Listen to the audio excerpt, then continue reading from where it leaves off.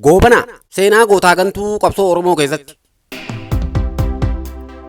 Tibbana biyya amati shoora Minilikii fi goobana daacidhaa ijaarsa Itoophiyaa ammayyaa keessatti taphatan kaasuun isaa Atakaaroon goobanaa wal qabatee siyaasaa Oromoo keessatti yeroon ka'aa ture haaratti bulluqseera. Wixinee barreeffama qabsoo sabaa keessatti shoora seenessi gootaa gantuudhaa qabu irratti qopheesse osoon xumuree hin maxxansin dhiise tokko na yaadachiise. Wixineen sun gaafii eessumoo marii tulluu duranaaf dhiyeesse irratti kan hundaa'e ture.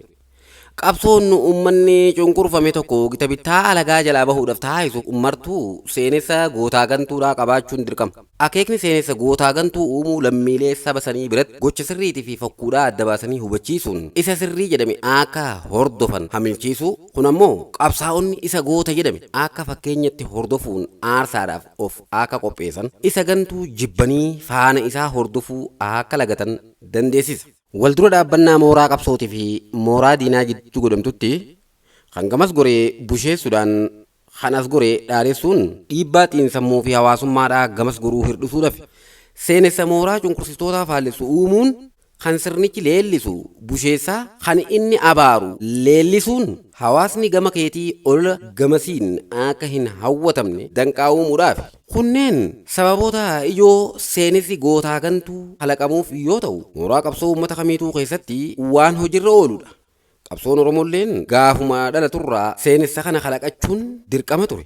Seenessi gootaa gantuu qaama seenessa waliigalaa qabsoo bilisummaa uummata cunqurfameeti. Seenessi waliigalaa waan gurguddoo sadi hammata. Kaleessa akkam turre, har'a maaltu nu mudate, boru maal hawwinaa kan jedhudha. Jechuunis kaleessa uummata bilisaatii fi kabajamaa turre.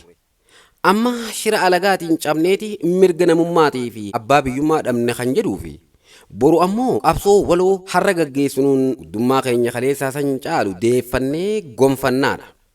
Maarri seenessi waliigalaa guddinni saba sanii kan kaleessaa sun maaliif eenyudhaan cabee fi salphina har'a mudanne gaafii jettuuf deebii kennuun eegala.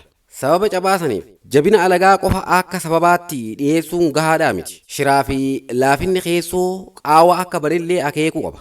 Kanaafuu diina alaatiif fuula nama tokkoo fi maqaa sirnaa laatu warra keessoon qaawwa banillee gantutti moggaasee abaaruu qaba. Dabalataanis seenessi waliigalaa qabsoo sabaa cabni sun yoom akka raawwatame akeekuun eegala.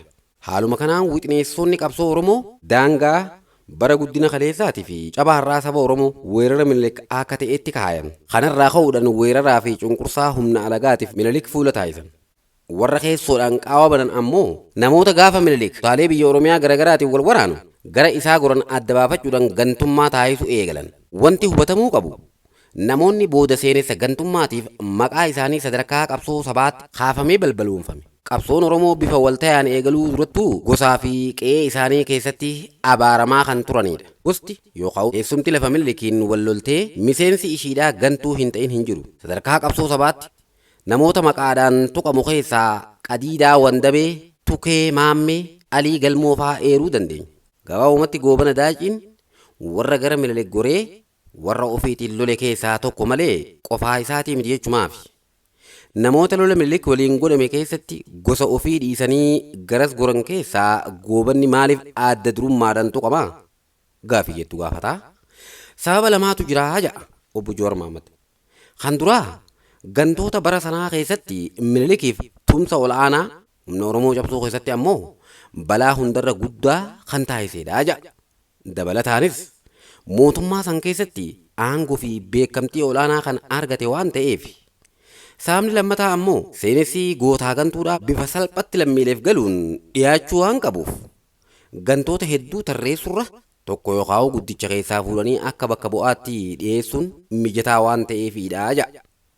Kanaafuu bu'uureessitoonni seenessa gootaa gantuu qabsoo Oromoodha namoota Minilikii wajjin hiriiran keessaa goobanaa filachuun isaanii waan nama raajuu miti. Adaduma goobanaa daacii bakka bu'aa seenessa gootaa gantuu ta'ee dhiyeeffamuun goobana jechuun maqaa nama tokkoo ta'uun hafee hiikaa gochaatii fi amala gantummaa ta'e abaluuni goobane akkas gochuun goobantummaadha yoo jedhamu dhaga'uu hin ooltan natti fakkaata. Gabaabumatti tura keessa goobanni maqaa nama tokkoo ta'uun hafee seenessa of danda'e ta'e. Atakaaruu seenessa goobanaa jechuun yaada isaa kanatti fufu Joowar Mahaammad. Qabsoo sabaa keessatti seenessi gootaa gantuu akkuma qabsaa'ota hamilchiisuu fi gantummaa hir'isuun tokkummaa cimsuudhaaf fayyadu of eeggannoodhaan godhamuu baannaan miidhallee ni qabaata. Qabsaa'onni yaadaan wal dhabuu mannaa gantummaadhaan wal farrajuun hoggantoonni yookaan murnoonni hojiidhaan wal dorgomuu irra maqaa wal balleessuu waan jiruuf taappeellaa gantuu jedhu walitti maxxansu. Kun ammoo hiikaa fi gatii guddaa seenessi gootaa gantuudhaa qabaachaatiin ture rakkiseessaa deemuun bu'uura hamilee fi tokkummaa qabsaa'otaa mannaa sababa qoqqoodamiinsaa ta'a. Haaluma kanaan qabsoo Oromoo keessattis goobanummaan dura keessa akeeka jalqabaatiin addatti hojiirra oolaa deemuun madda atakaaroo kan qabsoo miite ta'e. Atakaaroon seenessa goobanaa mooraa qabsoo teenyaa sababa garagaraati qaba. Kanneen keessaa kan duraa seenessa goobantummaa kana hamma barbaachisuun caalatti itti fayyadamuudha. Bara qabsoo barattoota yuunivarsiitii fi barii dhalachuu abaa'otti nama yookaan murna ilaalchuma adda ta'e xinnaa qabu goobantummatti farrajuu ture. Fakkeenyaaf warra meesonii fi ejat jidduu garaagarummaan ilaalchaa muraasa ta'us Hayilee Fidaatiin goobanaa diimaa jedhanii farrajan. Kun wal madeessuu fi wal diinomsuu hammeessee mooraa qabsoo itichuu hanqise. Maddi atakaaroo seenessa goobanaa kan lammataa dhalachuu murnootaatii fi gandummaatiin wal qabata. Dhawaatuma muufii fi ololli murnummaadhaa hammaataa deemuun goobantummaa dhalattoota Oromiyaa giddugaleessaatti maxxansuun eegale. Yookaan haaluma wal fakkaatuun ilmaan mishiinarii kan dhalattoota lixa Oromiyaatiif kennamaatiin ture sana jechuudha. Kun ammoo hiikaa fi akeeka seenessa gootaa gantuu goobanaa tan jalqaba nu fayyadde san karaa dabsuudhaan atakaaroo hanga ammaa deemuuf karaa saaqe. Sababni sadaffaa seenessi goobanaa atakaaroo uumeef ammoo qabsoon Oromoo boqonnaa haaraatti tarkaanfachuu isheeti. Boqonnaalee qabsoo diddaa afran dabran keessatti goobanaas ta'e Oromoota Minilik waliin dhaabbatan akka gantutti dhiyeessuun dirqama ture. Sababnis seenessi waliigalaa qabsoon keenya sirna mootummaa Itoophiyaa kan alagoomsu waan tureefidha. Seenessi sun Itoophiyaan ijaaramuun cabuu Oromootiif akka sababaatti waan dhiyeessuuf namoota Minilik irra goruudhaan humnoota Oromoo cabsanii sirna mootummaa Itoophiyaa ijaaranis diinomsuu fi Oromoo irraa fageessuun barbaachisaadha ture.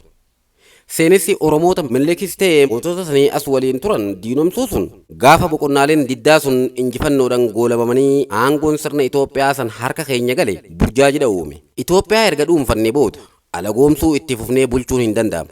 Kanaafuu gaafa gita bittaa alagaa buqqaasuun ce'umsa siyaasaa eegallu. Seenessa diddaa irraa gara seenessa bulchiinsaa gochuun barbaachisaadha ture yookaan ifeessa ture. Kanaafuu jala bultii injifannoota irraa kaasee seenessa sirreeffachuun eegalame.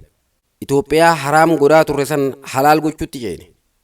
Tooftaalee kana keessaa Oromoota mootota Itoophiyaa waliin hojjechaa turan tarreessuun ijaarsa ishii keessatti shoora taphachaa waan turreef bulchuufis dhugaa akka qabnu agarsiisuu qabna turre. Geerarsoonni Hacaaluu Hundeessaa ce'umsa seenessaa kana raawwachaa turan. Ce'umsa seenessa gootaa gantuu taasifamu keessatti rakkoolee lamaatu mudata. Kan duraa namoota alagaa irra goruun saba waraanuu isaaniitiin seenessa diddaa keessatti fuullee gantummaa taasifne san barii injifannoodhaa abaarsa gantummaadhaa irraa kaafnee faaruu gootummaa itti roobsuu wal dhiittaa seenessaatiif nu saaxila. Gama tokkoon tokkummaa fi sabboonummaa Oromoo seenessa diddaa irratti ijaarame san akka hapheetii fi gaaza siyaasaa keenyatti fayyadamuu itti fufuun milkaa'ina ce'umsaatiif dirqama. Gama biraatiin ammoo Oromoota ijaarsa Itoophiyaa keessa turan san leellisuun haqa qabeessummaa aangoo lafa qabsiisuutiif barbaachisa ture. Kanaafuu siyaasa keenya keessatti wal dhiitinsi seenessaa hamaan akka hin uumamneef ce'umsa dhawaataa gochuun barbaachisaadha. Tooftaa kana keessaa Oromoota mootota Itoophiyaa waliin hiriiranii hawaasaa fi siyaasaa qabsoo Oromoo keessatti maqaan hamtuun hin kaane leellisaa kan ifatti gantummatti abaaraman garuu tursiisuudha. Hacaaluun shoora gootonni Oromoo lola dawaa keessatti taphatan geerarsaan yeroo seenessu Gabayyoo Gurmuu, Qusee Dingadeetii fi kanneen kana fakkaatan leellisee goobanaa keessaa yoo dhiisu sababa malee hin turre. Rakkoon ce'umsa seenessa diddaa irraa gara seenessa bulchiinsaa godhamu mudatu kan biraa akkaataa namoonni siyaasa qabsoo keessatti gootummaadhaan leellifaman boqonnaa haaraa keessatti itti dhiyaachuu qabanidha. Namoonni seenessa diddaa keessatti mallattoo gootummaadhaa turan warra qabsoo farra sirnaa gaggeessaa turanidha.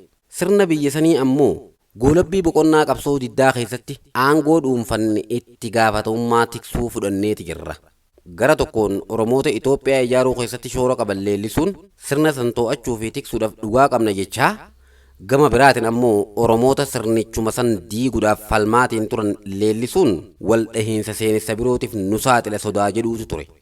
Kanaafuu kanarraa ka'uudhaan namoota seenessa qabsoo Oromoo keessatti akka gootaatti leellifaman keessaa kanneen akka farra sirnaa hamootti farrajamaa hin turre dhaadheessaa kanneen ijjennoo cimaa qabaachaatiin turan moggaatti dhiibuun akka tooftaatti fudhatame. Sababni biltsiginnaan Hayilee Fidaa faarsitee baaroo lash gootuuf Taaddasaa Birruutiif siidaa dhaabdee Maammoo Muzammir irraanfachuu filattuufis kanuma.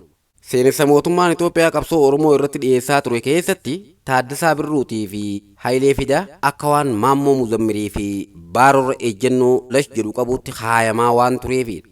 Rakkoon ce'umsa seenessaa kun qabsoo Oromoo qofa osoo hin taane kan Tigraayillee mudatee ture. Seenessi bara qabsoo isaanii namoota Tigree mootota Itoophiyaa waliin tumsan akka gantootatti ilaalaatiin ture. Erga aangoo qabatanii booda mootii Yohaannis dabalatee Aluulaa Abbaa Naggaatii fi kanneen birootillee akka goototaatti maqaa isaanii xaarsuun ijaarsa Itoophiyaa keessatti abboonni keenya shoora qabaachaa waan turaniif nutilleen har'a bulchuudhaaf haqa qabeessa seenessa jedhu kaayatan. Hamma tokko itti milkaa'anillee wal dhiittaan seenessa gootaa gantuu bara qabsootii fi seenessa bara bulchiinsa isaanii osoo guututti hin furamin aangorraa bu'an. Walumaa galatti hojiin seenessa qabsoo ijaaruu caalaa kan gara bulchiinsaa ceesuutu xaxamaadha. Gaafa seenessa diddaa ijaartu daangaa gootaa fi gantuu sararuun hedduu hin ulfaatu. Sababni illeen eenyu gara alagaa akka goree fi eenyu akka alagaa dura dhaabbate ifa waan ta'eef. Ceehumsa gara seenessa bulchiinsaa godhamu keessatti garuu namicha kaleessa akka gantutti dhiyeessaatiin turtee fi gocha isaa fakkeenya gantummaa taasiftee dhiyeessite. Haqa aaraa biraa itti tolchitee bifa gaaromminaatiin dhiyeessuun barbaachisaa ta'uu mala. Bara qabsoo hammeenya raawwatame ol baaftee mul'ifta. Gaafa ce'umsa eegaltu ammoo toltuu xinnoos taatu suurguddiftuudhaan ol baaftee mul'ifta. Adeemsa ce'umsaa kana keessatti seenessa bulchiinsaa haaraa ijaara jettee jarjartee seenaa qabsoo gaafa seensi ga'e akka of jalaa hin diigne of eeggannoo cimaa dhafeessa. Gaaga'ama siyaasaa sirna bulchiinsa Abiyyi Ahmad mudate keessaa tokko dogongora ce'umsa seenessaa irratti raawwatamedha. Osoo seenessa bulchiinsaa haaraa lafa hin qabachiisin seenessa qabsoo Oromoo diiguudhaaf yaaliin godhe lachuu hanqise. Duulli seenessa qabsoo Oromoodhaa busheessuuf godhame dallansuu uumuudhaan mooraan siyaasaa Oromoo seenessa diddaatti akka deebitu taasise. Kuni ammoo gaazaa siyaasaa aangoo cimsachuu fi tasgabbeessuudhaaf barbaachisu isa dhabsiise. Aangoo cimsachuuf tasgabbii mirkaneessuu dhabuun ammoo seenessa bulchiinsaa lafa qabsiisu dhoorge. Waggoota afran dabre seenessa diddaatii fi seenessa sirnaa gidduu jaatanaa'uun agarru mallattoo gaaga'ama seenessaa akka ta'e hubatamuudha qaba. Gorsi ani qabsaa'otaa fi hayyoota keenyaaf qabu dubbii ce'umsa seenessaa kana qorannaa gahaatii fi marii gadi fagoon bilcheessaa of eeggannoodhaan hojiitti hiikuudha qabna kan jedhudha. Yennaa murni Oromoo aangoo qabatee jirutti seenessa diddaatii fi farra sirnaa qofarratti xiyyeeffachuun akka gaafa murna alagaa irratti qabsoofnuu san hedduu hin tarkaanfachiisu.